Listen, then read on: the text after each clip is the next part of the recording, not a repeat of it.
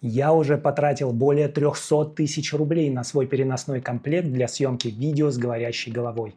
И это мой самый полный сетап на сегодняшний день. С ним я могу снимать обзоры, сюжетные видеоролики, распаковки и даже динамичные сцены. Он очень удобный и полностью мобильный и обеспечивает мне более часа автономности. Этот комплект включает все самое необходимое для начинающего видеоблогера.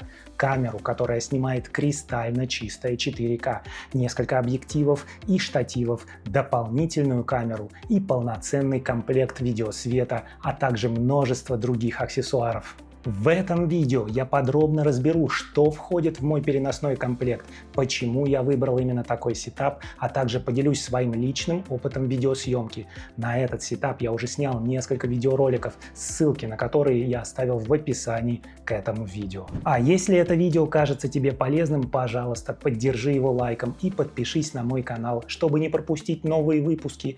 И если ты также начинающий видеоблогер, как и я, то обязательно подпишись и на мой телеграм-канал Васка. Там я делюсь своим опытом видеосъемки, лайфхаками и закадровыми секретами. Ссылку на него я оставлю также в описании. Давай расти вместе. Этот комплект идеально подойдет начинающему видеоблогеру. Он не очень дорогой и уже включает все необходимое оборудование для легкого старта, для съемки действительно качественного и даже профессионального видео. В своем первом ролике я уже рассказывал про мой переносной комплект стоимостью около 230 тысяч рублей, но тогда в нем не было несколько очень важных компонентов: софтбоксов на свет, дополнительной контровой лампы и ряда аксессуаров, о которых я расскажу чуть позже.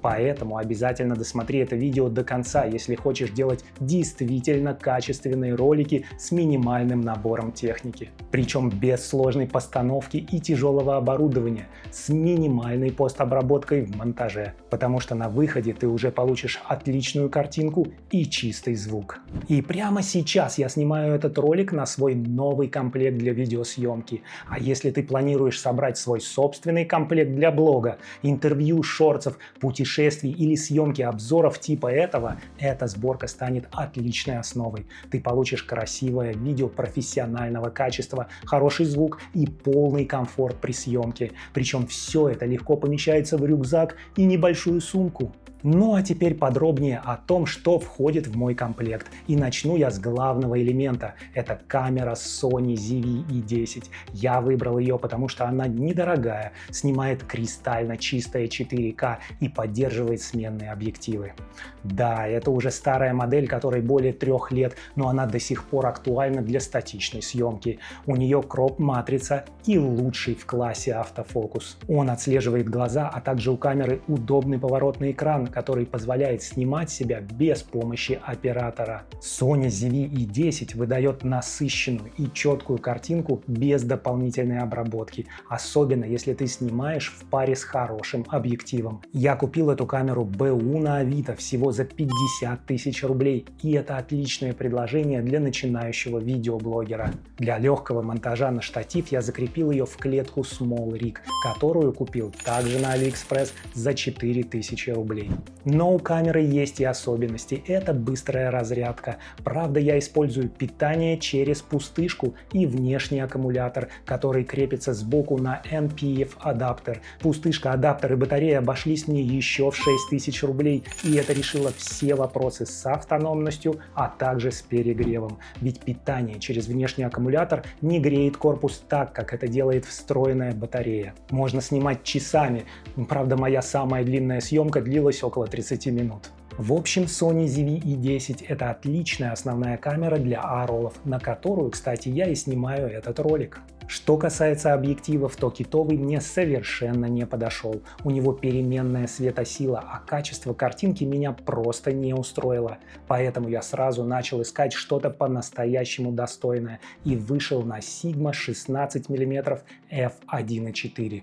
Пожалуй, это самый популярный объектив для кроп-камер Sony. Я купил его на Авито за 27 тысяч рублей, и с ним мои первые видео стали выглядеть совершенно по-другому. Резкие, светлые и с мягким размытым фоном. И все сразу вышло на совершенно новый уровень. Позже я взял еще один объектив Yongnuo 33 мм f1.4, и он меня реально удивил. Такой резкий, с точным автофокусом, а диафрагму можно крутить плавно или с приятными щелчками. Ну просто настоящий антистресс. Я использую его на своем напольном штативе Ulanzi Ombra, а когда важно минимальное расстояние от лица до камеры, то использую объектив Sigma на настольном штативе SmallRig VT20. Yongnuo стоил мне где-то 22 тысячи рублей, а ждал я его с AliExpress почти целый месяц, но поверьте, ожидания стоили того. Теперь это мой самый любимый объектив, на который я и снимаю этот ролик. Все файлы я перекачиваю на внешний SSD-накопитель, а дата объемом 2 терабайта.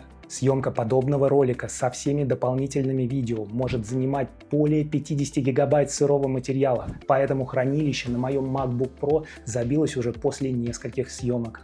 Я купил компактный кейс Ugrim для NVMe накопителей. Он способен передавать данные на скорости до 10 гигабит в секунду, что обеспечило мне реальную скорость около 850-900 мегабайт в секунду. А этого вполне достаточно, чтобы работать в программе монтажа в реальном времени без тормозов. Корпус стоил мне 1700 рублей на AliExpress, а сам накопитель я купил за 8000 рублей еще год назад. Просто переставил его из своего десктопа в этот кейс и использую теперь для работы с видеосъемкой. Оба объектива отлично работают с моим телесуфлером Ulanzi. Это простой и компактный суфлер для чтения текста с экрана смартфона. Купил его на Алике за 3700 рублей. Я заранее продумываю сценарий и готовлю полный текст для суфлера, который потом просто читаю с экрана перед объективом. Ну, конечно, вы сразу можете отметить, ну зачем тебе нужен суфлер, лучше импровизируй. Но именно для таких комментариев я снял отдельное сравнение импровизации и телесуфлера. Ссылку на него я оставил в описании к этому видео. И лично для себя я разобрался, что с текстом мне работать и легче, и комфортнее. В моем комплекте два штатива. Настольный SmallRig VT20 и напольный Ulanzi Ombra. Оба комплектуются гидравлическими головками, которые дают очень плавные киношные проводки. Но, если честно, мой фаворит в этом комплекте все-таки SmallRig VT20. Он очень компактный, в сложенном состоянии легко помещается в рюкзак, и при этом он сделан добротно. Прочный алюминиевый корпус, надежные фиксаторы, все на очень высоком уровне. А еще у него есть два места с резьбой 1/4 дюйма, и можно навесить дополнительные аксессуары прямо на сам штатив. Ulanzi Ombra — это уже полноценный напольный штатив, который раздвигается до 180 сантиметров. Я использую его с объективом Yongnuo 33 мм, когда нужно немного отделиться от камеры. Он тоже довольно легкий и компактный, но в рюкзак его уже не положить, и я просто креплю его снизу на стропы. Кстати, SmallRig VT20 я брал на Озоне за 5500 рублей, а Ulanzi Ombra приехала с AliExpress примерно за 5000 рублей. Оба штатива отлично себя показали, они легкие, надежные и легко вписались в мой комплект. В качестве основного микрофона я использую комплект DJI Mic Mini. Это два компактных передатчика и один ресивер в удобном кейсе. Качество звука этой петлички достаточно высокое, но главное правильно настроить уровень записи и включить функцию шумоподавления, если снимаешь в шумном окружении, вот как я сейчас. У меня работает кондиционер. Трансмиттер весит всего 9 граммов. Он очень легкий и не тянет одежду, и легко крепится на воротник или козырек кепки с помощью специальной клипсы. А на футболку его можно закрепить с помощью магнита, как я сделал это сейчас. А для ветреных съемок в комплекте идет несколько меховых шапочек. Ну и самое приятное, что весь набор, включая кабель и меховые шапки, помещается в стандартный кейс. Весь комплект DJI Mic Mini обошелся мне в 13 700 рублей. Также у меня есть отдельный микрофон DJI Mic 2, который шел в комплекте Creative Combo с моей камерой DJI Osmo Pocket 3. Это вторая камера, которую я использую в совокупности с Sony ZV-10. У него есть есть крутая функция записи 32-битного звука прямо на встроенную память. Можно просто взять его с собой и в любой момент записать все, что хочешь сказать. Правда, с основной камерой использовать его невозможно без отдельного дорогого ресивера, поэтому сейчас я в основном использую свой любимый Mic Mini. Он очень легкий, универсальный и отлично работает как с камерой Sony, так и с Osmo, ну и, конечно же, с моим iPhone 14 Pro Max. Кстати, у меня уже снят ролик о супермобильном комплекте для съемки на бегу на базе смартфона с MagSafe, клетки Ulanzi и микрофона DJI Mic Mini. Это очень крутой вариант для мобильной съемки на бегу, который я постоянно ношу с собой. Если я уже опубликовал это видео, то ссылку на него ты найдешь в описании к этому ролику.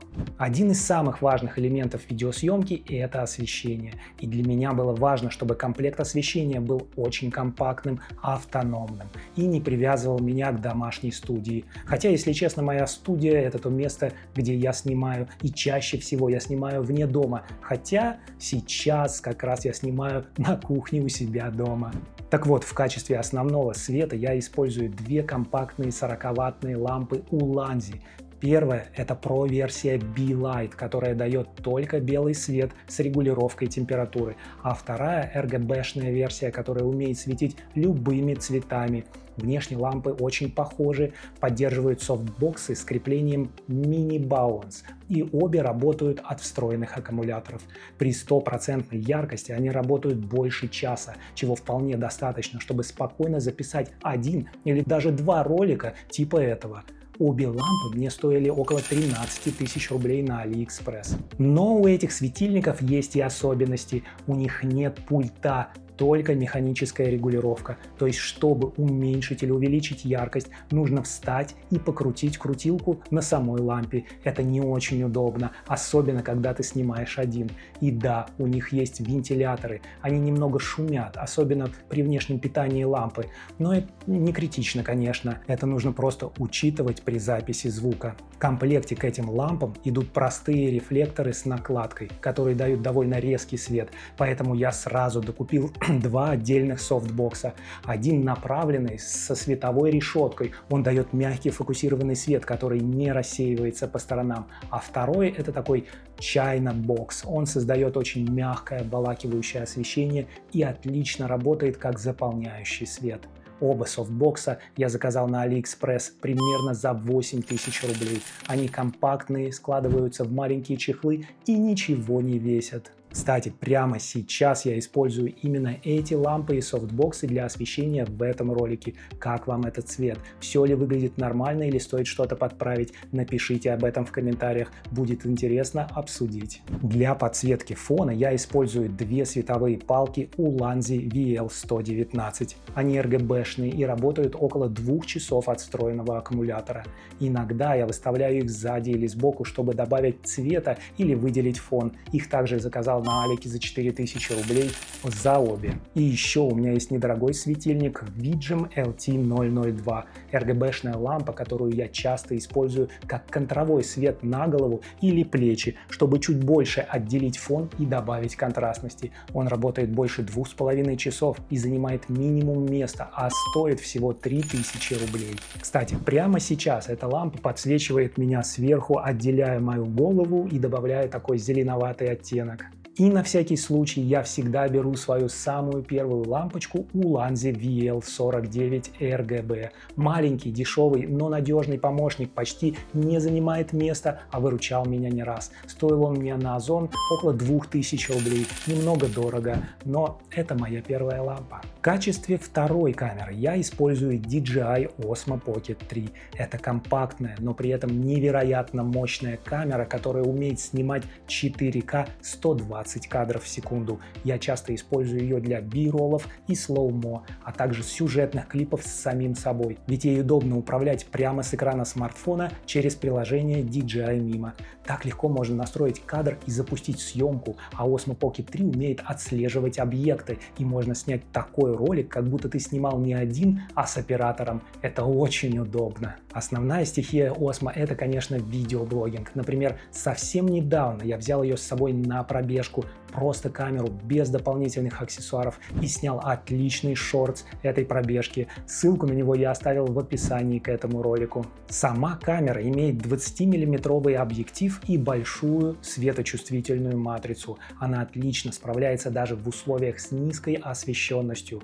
Также она имеет встроенный трехосевой стабилизатор, поэтому сама картинка получается очень плавной. DJI Osmo Pocket 3 я покупал в полном комплекте Creative Combo. В него входили дополнительный аккумулятор, микрофон DJI Mic 2, сумка и набор полезных аксессуаров. Весь комплект обошелся мне в 69 тысяч рублей. А еще у меня есть мой постоянный спутник iPhone 14 Pro Max, который я очень часто использую для съемки, гораздо чаще, чем я использовал его до того, как увлекся видеосъемкой. Его я, правда, не включаю в этот комплект, потому что он у меня уже был задолго до того, как я увлекся съемкой. Вместе с клеткой Ulanzi MG001 это мой самый любимый сетап для мобильной съемки на бегу. Крепление MagSafe позволяет быстро и надежно фиксировать телефон, а сама клетка добавляет надежную массу и стабилизацию, а также имеет множество креплений для аксессуаров. Клетку я купил за 4000 рублей на AliExpress, и с ней можно снимать не только шорты, но и полноценные сюжетные клипы или говорящую голову. Именно на такой сетап я снял репортаж с веловыставки Bike Expo 2025. Если тебе интересно, что из этого получилось, ссылку я оставил в описании к этому ролику. А чтобы весь этот комплект заработал, нужны стойки и штативы. Все мои светильники и рассеиватели я размещаю на стойках Ulanzi MT79. И это одни из самых удобных стоек, которые у меня были. У меня их уже 5. Но если честно, думаю, еще парочка точно бы не помешала. Все 5 стоек я купил на AliExpress примерно за 10 тысяч рублей. Стойки изначально сделаны для ламп Ulanzi 40 Вт, но я ставлю на них и эти лампы, и RGB-шные палки, а также свои маленькие LED-светильники.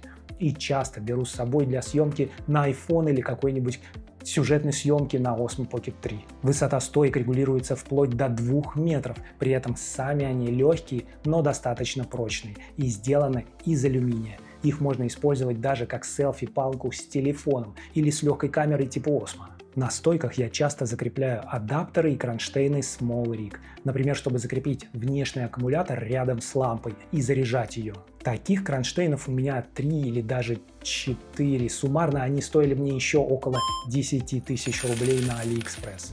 А недавно я добавил в свой комплект еще 2 отражателя Godox на 80 и 60 сантиметров. Это такие круглые экраны, которые помогают отражать рассеянный свет и мягко подсвечивают лицо или объект съемки. Это, кстати, отличный способ довести освещение просто до идеала, без резких теней. 2 отражателя я заказал на Яндекс.Маркете, и стоили они мне примерно 2500 рублей.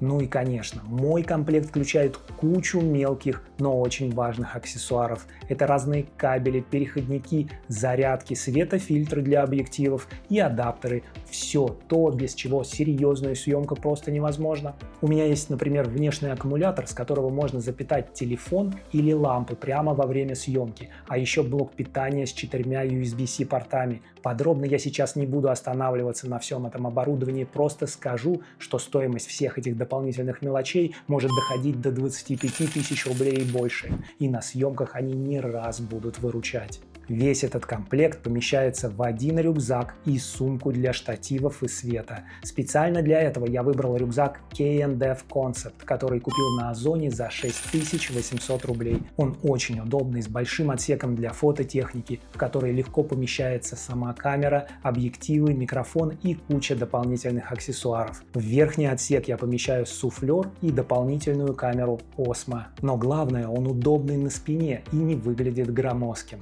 Все, что касается света, лампы, стойки, отражатели, дополнительные аксессуары, я упаковываю в сумку для штативов Ulanzi. В нее спокойно помещаются 2 40-ваттные лампы, 5 стоек, клетка для телефона и прочие аксессуары. Сумка мне стоила еще около 2000 рублей на AliExpress. А длинные LED-светильники от Ulanzi я просто вставляю сбоку в карман рюкзака. Софтбоксы же идут в отдельных чехлах, и их можно прикрепить как на рюкзак или просто нести с собой в руке, а напольный штатив Ulanzi Ombra я либо вешаю снизу на рюкзак, либо просто креплю сверху на сумку для штативов. В итоге весь мой комплект укладывается в один рюкзак и дополнительную сумку. Конечно, это не супер легкий вариант для ежедневных поездок на метро. Все вместе весит около 15 килограмм, но если ты добираешься до места съемки на машине или просто несешь это пару кварталов, то такой комплект получается вполне мобильным. Вот и весь мой комплект для видеосъемки, на который я потратил более 300 тысяч рублей. Так он выглядит во время съемки со стороны, и может показаться, что это что-то сложное и громоздкое, но на самом деле все очень компактно, мобильно и настраивается буквально за 10-20 минут. Как же я его использую? Ну, прежде всего для съемки роликов вроде этого. Также я регулярно записываю обзоры и обучающие видео для своих клиентов, где рассказываю о продукции и объясняю, как с ней работать. А свой мобильный сетап из клетки Ulanzi, микрофона и телефона – это малая часть этого комплекта, и это отдельная история. Я его начал использовать для съемки шортсов, и он очень удобен на выездах и в тех случаях, когда нужно быстро снять короткий сюжет в поездке или полевых условиях. А вообще такой комплект открывает огромные возможности для съемки, от обычных статичных роликов до динамичных сюжетных сцен на природе или даже спортивного видео. У тебя в руках настоящий универсальный инструмент, который позволяет снимать практически любые истории. Наверное, единственное, чего пока не хватает в этом комплекте, это внешнего монитора, ну и может быть экшн-камеры. Когда я снимаю сам себя с телесуфлером, мне не видно экран, и иногда приходится немного наклоняться в сторону, чтобы проверить, как выставлен кадр. В этот момент я немного выхожу из подсветки, так что монитор точно добавлю в будущем. Насчет экшн-камеры, не знаю, не уверен пока, но точно нашел бы ей применение, если все-таки решу купить. А что ты думаешь об этом комплекте? Может быть, я в чем-то переборщил или наоборот, чего-то здесь явно не хватает? Какие видео снимаешь ты и что используешь для съемки? Пожалуйста, напиши в комментариях, чего бы ты добавил или наоборот убрал из этого комплекта. Я читаю все комментарии и с удовольствием отвечу на конструктивное мнение. А если ты только начинаешь свой путь видеосъемки, я очень надеюсь, что это видео поможет тебе собрать свой идеальный комплект. Именно под твои задачи, под твой стиль съемки. Я постарался передать свой опыт сборки и работы с этим сетапом, который собирал и тестировал в течение последних 4 месяцев. Честно признаюсь, это было непросто, потому что я тоже учусь всему с нуля. Особенно тяжело мне дались первые ролики и их монтаж. Но теперь у меня есть понимание, как это устроено и как все работает. И мне очень хотелось поделиться своим опытом. А если эта тема показалась тебе полезной, пожалуйста, поставь лайк этому видео и обязательно подпишись на мой канал. Это мотивирует меня снимать подобные ролики. Ну и напиши, какую тему ты бы хотел увидеть в следующем видео. Может быть, обзор какого-то компонента из этого комплекта или сборка более компактного сетапа. И спасибо, что досмотрел до конца. Увидимся в следующем видео.